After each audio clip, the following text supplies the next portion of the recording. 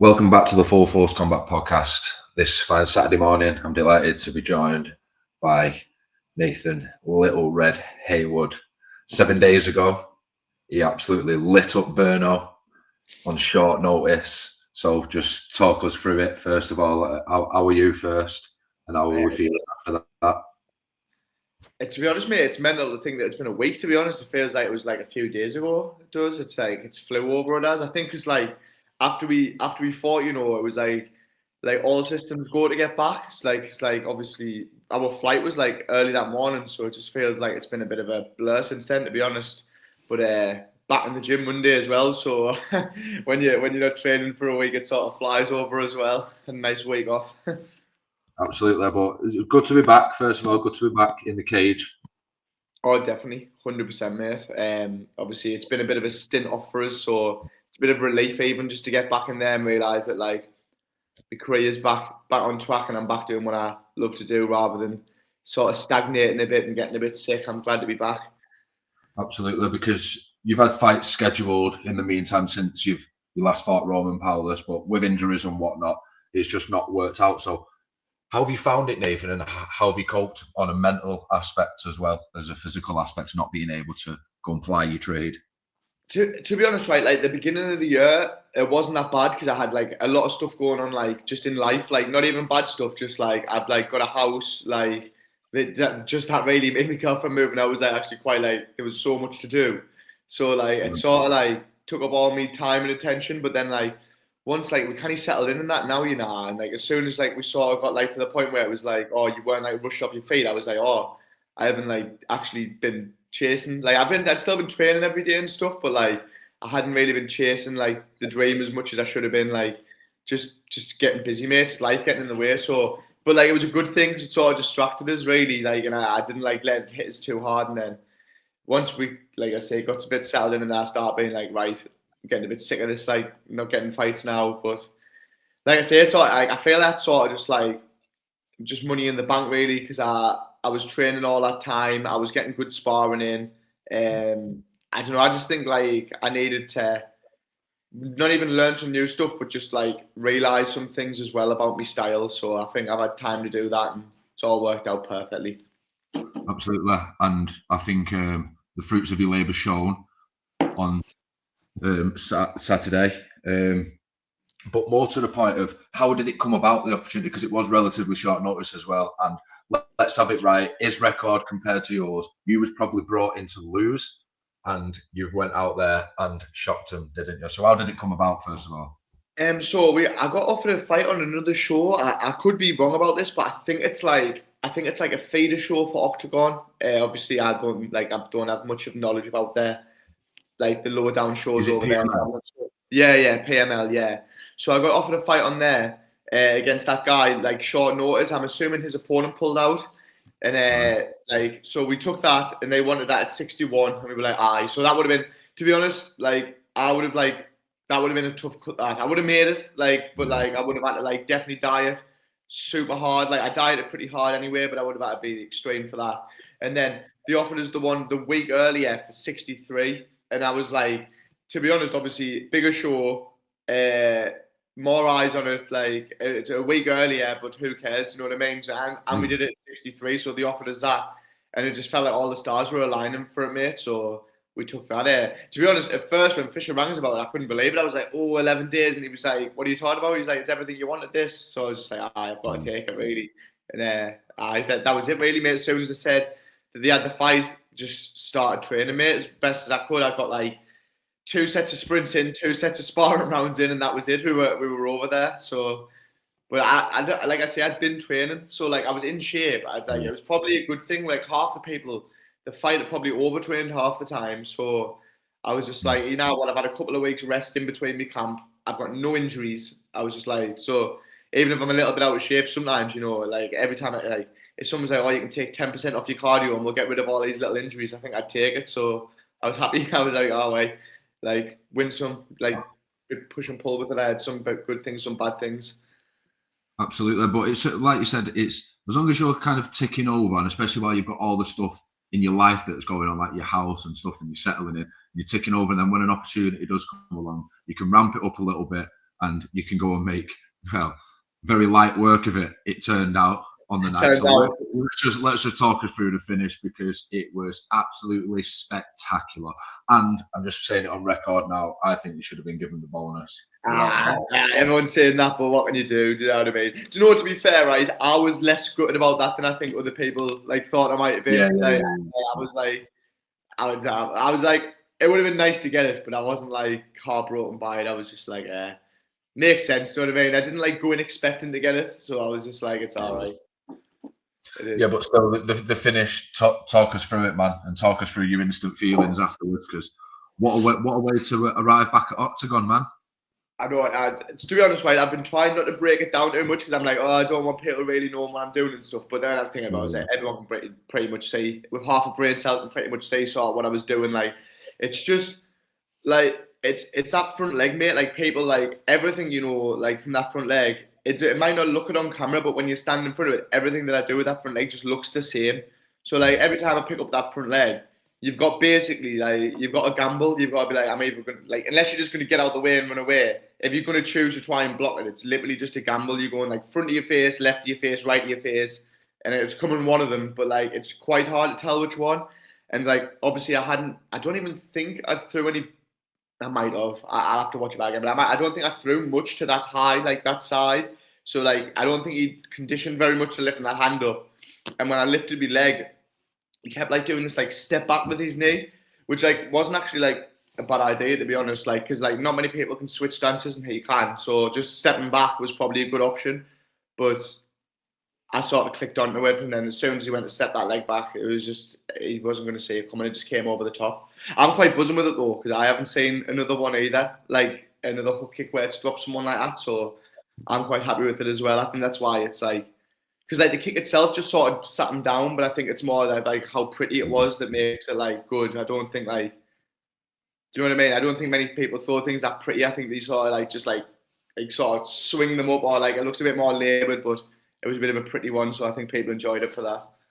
The best way to describe it, mate, is beautiful violence.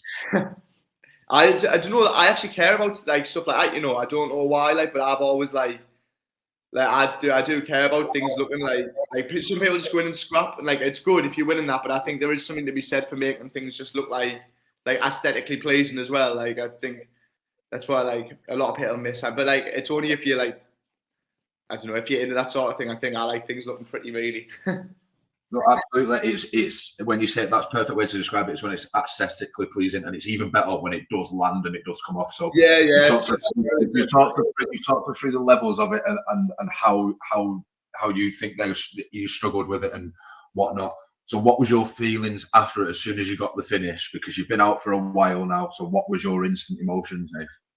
Do you know, I didn't realise. I knew it was obviously good, but I don't think so I was just shouting style points because I said to someone, I think it was Scott before the fight, I was like, it's not enough just to win here. I was like, I need to do this with style points. So I was buzzing that I did that. But then, like, to be honest, like, I didn't even realise how crazy it was for a minute. I when I was in the back, I was like, even way more calm than I normally am. I'm normally a bit of a like up and up, and I was just like, I don't know, I just like and knocked his ill a bit. I was just sitting in the back. I can't believe that. I couldn't honestly. I sort of shocked myself a bit with it. So I think it's just like not even in a bad way. Just give us loads of confidence moving forward. You know, like I only need one of them, so I can just like keep doing that and just keep picking people off with like nasty kicks like that. Do you know what I mean? I think it just gives us like loads of confidence moving forward. But after it, I was just ecstatic, mate. I was like, to be honest, I felt like a little bit like, so like when I knocked him out and then I like started screaming on him that, and I looked around and I seen him, I was like, oh, he's kind of bad. So I like stopped for a minute.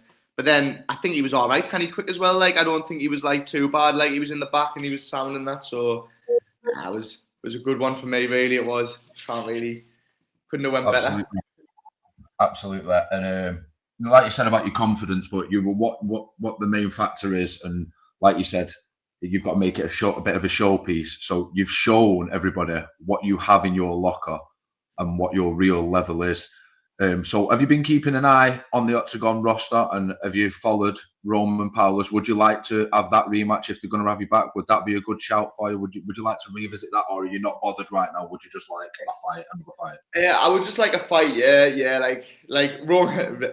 I wouldn't slate Roman too much. Like he said in his message, not saying good luck on that before the fight. So like he's a nice guy and that. But like I don't know. Like I would love to fight Paulus again. Obviously, like that would be a great. Like I don't think I was like outmatched in that fight or outskilled or outstrengthed or anything. Like I wasn't outed. I think his experience shone through. To be honest, like I think he was just patient, more patient than us, and I definitely wasn't at that time. So like. But he wouldn't fair and square, you know. So I'm not the type of guy to be like, like I need it back. Like I'll have it back, like if I could, but like it doesn't bother us either. Also, I don't think he's like I don't even know whether he's a bantamweight. Like I don't know whether I think his last one was a catchweight again. I know mine was as well, but mine was sort of a different situation. Like I don't know. Like he missed weight against me, and then like he's had a few bigger. So I don't know what his crack is with fighting a bantamweight, and I do want to fight a bantamweight and make it be like a real weight class. So. Maybe like him number 9 is that Kurt from Germany, Turkey. So that would be a good one. I accidentally, yesterday they asked us what show I'd like to fight on, and I accidentally said Hamburg, and I meant Dusseldorf. I got them confused, but it doesn't make a difference. It doesn't. One of them, but Dusseldorf would be the best if they're watching. Yeah, absolutely. I want to be like straight back on. Do you know what I mean? Like I've got like a couple of weeks now, like to eat some food, like that's like I didn't drink enough, you know. I don't really go out, so like, how much food can you eat? Do you know what I mean? I have like a few like cheat meals, and I'm like, right, get us back in camp now. Like I've had 2 years off just to eat what I want and that. Do you know what I mean? So let's get some fights in. Let's just keep it rolling. Get them as soon as well, you said Dusseldorf, so that means with that attitude, because you've had that, like you said, 2 years out, you're not bothered about Christmas, are you? And pigging out on that, you'd rather be focused on a fight. Christmas is nice, like I say, but I don't drink, you know. Like Christmas is going to be mint for me this year because it's going to be my first year where I have all the family around my house and stuff like that. So I am looking forward to Christmas, but it's a Sunday dinner, mate. At the end of the day, I can eat that anyway. Do you know what I mean? Like it's vegetable and a bit meat. Like that's the only thing I care about Christmas, getting me dinner downers, and that's I can still do that. I'm not stupidly overweight, so it's fine. Absolutely. Now the stars are aligning for you, Nathan. Yeah, you've got everyone round for Christmas for the first time this year. Everything's worked out, and you're working out in your own life.